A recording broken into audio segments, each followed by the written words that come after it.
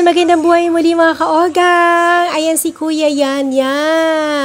Nagpapagupit po siya ngayon.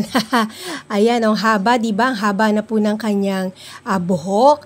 So, siguro may ano po yan. May 1 year din po siyang hindi napagupitan dahil busy rin po kami at hindi rin namin siya natatawag, yung tigagupit. At pag minsan namin siya tinawag, hindi rin na po niya napupuntahan dahil hectic po rin ang kanyang schedule. So, siya lang po yung kasundo niya sa pagpapagupit. No? Siya po si Sherwin, ang aming kalapit na barbershop dito rin po sa Barangay Wawa. Ayan po guys, so, kita nyo naman, maganda po siya maggupit at bagay po ni Kuya yung kanyang gupit. So, ayan, nakita nyo na po si Yan. Ayan po ang aking anak na autism na 24 years old na this coming December.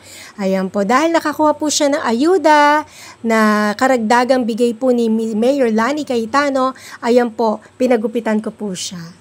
Ayan, pinaservicean ko po siya. Actually, talagang nagpapaservice po siya at hindi naman po siya nakakalabas din ng bahay. So, ayan guys, marami pong salamat. At ayan, blessing is a blessing.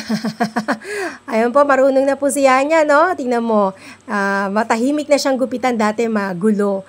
Kasi siya po ay binata na, no? Siya po ay, siguro kung hindi po siya ganyan, may asawa na po yan at may apo na ako. Sayang, ang gwapo mo pa naman yan. But okay lang po yan. At blessing po yan, sabi ni Lord, no? Magkaroon ka ng autism. At sa gabay ng Panginoon, siya po ay pinagpala. Alright guys, marami pong salamat sa support kay Yan.